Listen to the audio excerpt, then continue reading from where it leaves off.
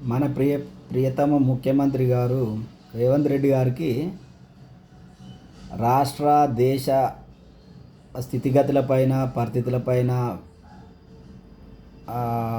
Current affairs పైన ఎలాంటి knowledge లేదు.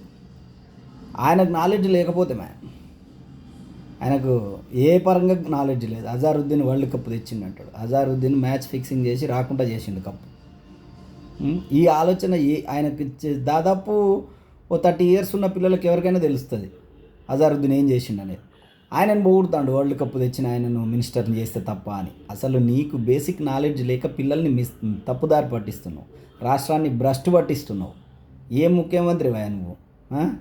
చదువురాని టీచర్ చదువు చెప్పితే ఎట్లుంటుందో, చదువురాని నువ్వు ముఖ్యమంత్రి అయితే రాష్ట్రం ఇంకా అధోగతి పాలవుతుంది. ఈ విధంగా ఇలాంటి నాలెడ్జ్ తోటి నువ్వు ముఖ్యమంత్రి అయినావంటే రాష్ట్రంలో ఉన్న ప్రజలు ఆలోచించుకోవాలి.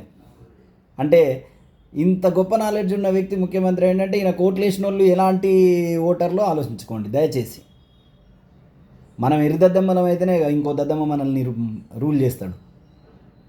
ఓటర్లు ఆలోచించుకోవాలి, పునఃసమీక్షించుకోవాలి. దీనిపైన ఇలాంటి వాళ్ళు గద్దెత్తకుండా చేయాలి దయచేసి. ఇంత నాలెడ్జ్ లేని వ్యక్తి ఇంకా పెద్ద పెద్ద ఇష్యూస్ ఎట్లా చేస్తాడు, సాల్వ్ ఎలా చేస్తాడు? సో ఇలాంటి వాళ్ళు డబ్బుల కోసమే అధికారంలోకి వస్తారు. దయచేసి రాష్ట్ర బాగు కోసం కాదు.